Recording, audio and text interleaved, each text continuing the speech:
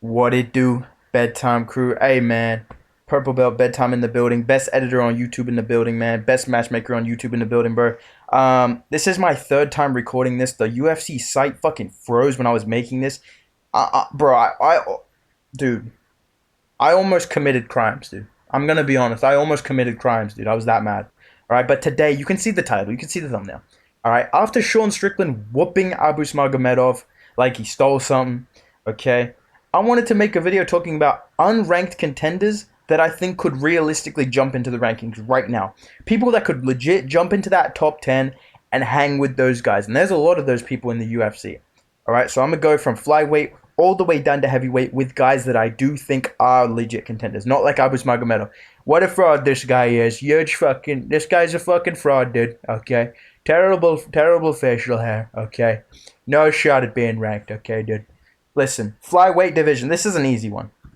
Tatsuro Taira, bro. This guy's fucking unranked. I don't get it, dude. This guy... has potential to be a champion in the UFC. I feel like an angry fucking New York. This fucking guy's got a good chance to be a fucking ranked contender. The fuck are we doing here? This guy's fucking good, bro. I don't think I have to explain this to you. If you're watching my channel, you're a hardcore fan. Because you guys know me. I'm a hardcore, bro. I take UFC very seriously, dude. Okay? I don't appreciate people calling me a casual. Okay? Because I take this shit serious. Alright? And yes, I do have biases. Yes, I do have a Kevin Lee poster on my roof that I look up at night. Okay? Yes. I didn't make predictions for the Abus Magomedov card. I was in bed. I was sleeping in. I had a couple baddies over. You know what I'm saying? I was busy.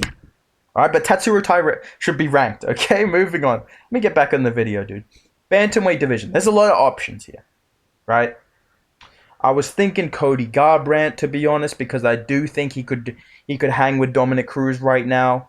I do think Cody Garbrandt could beat some of these guys in the top 15 if he has a good performance. He's actually pretty good at the moment.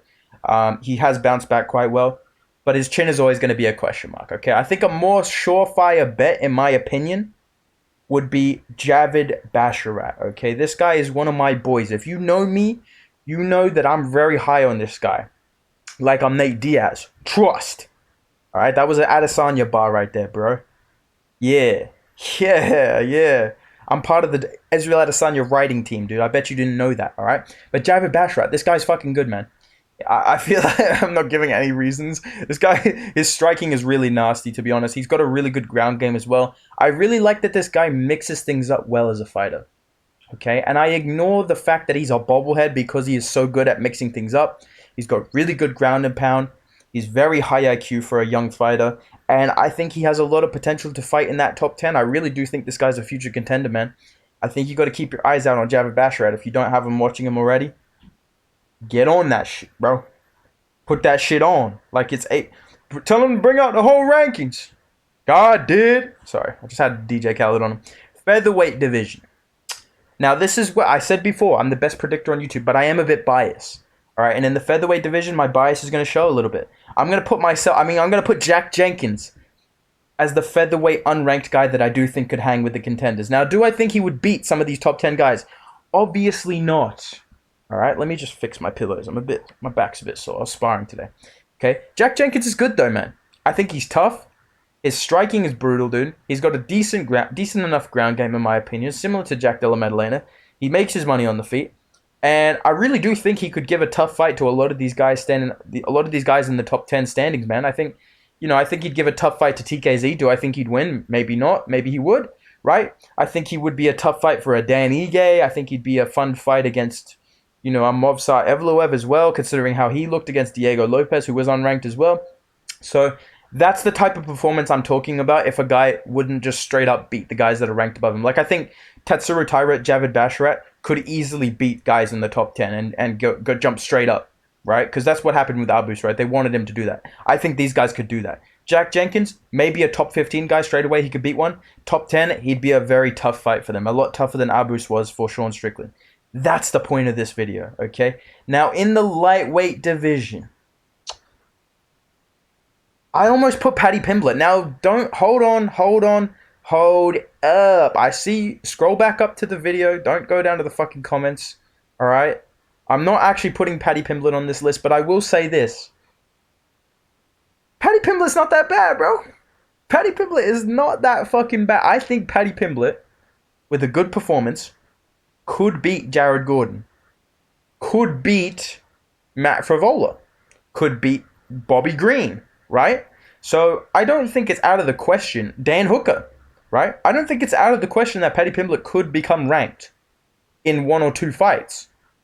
So he's not a bad pick here, but I think people will be mad. And I think like some kid will make a video about me or some shit if I put Paddy Pimblett in this. So here's what I'll do. Joel Alvarez. Joel Alvarez is a very safe pick, okay?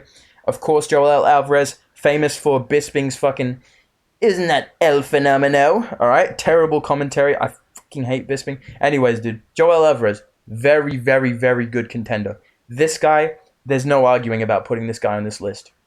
I think he could hang with a Grant Dawson, with a Demiraz Magulov, with a Matt Favola. He beat a Matt Favola, let's be honest.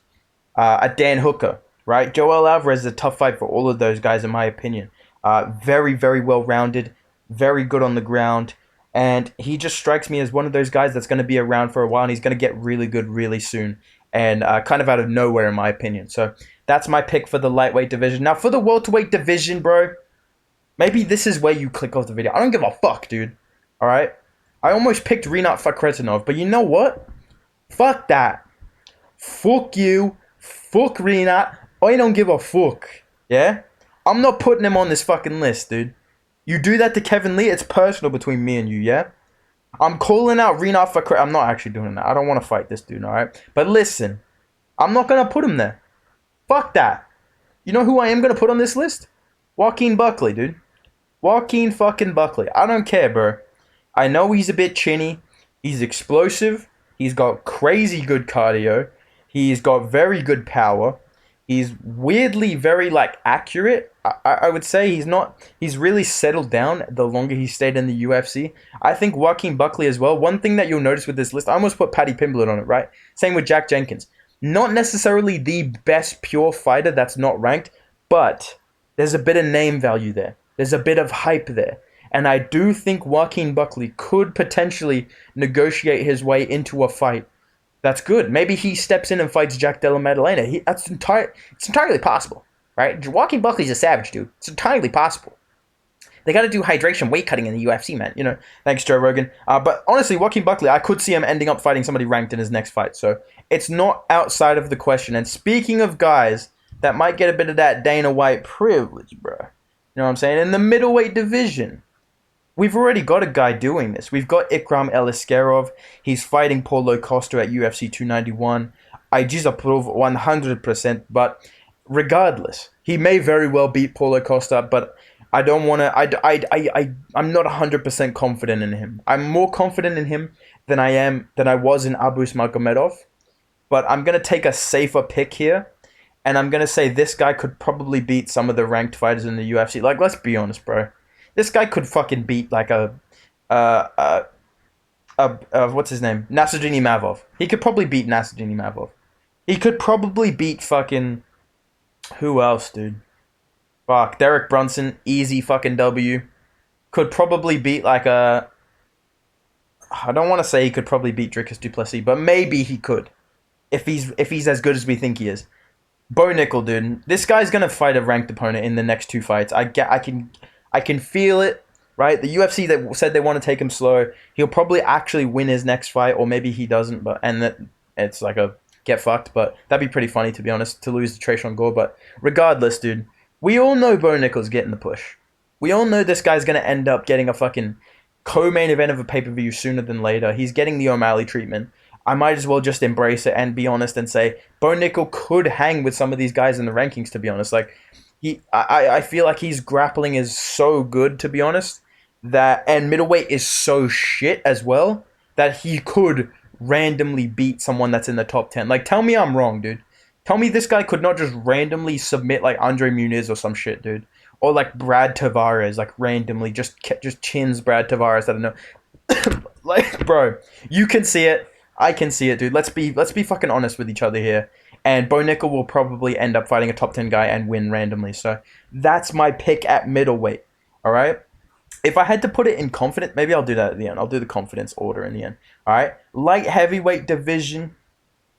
Tricky. No, it's not actually. There's one really simple option here at light heavyweight. He may be ranked now, but I can't remember him being ranked, to be honest. Carlos Olberg, dude.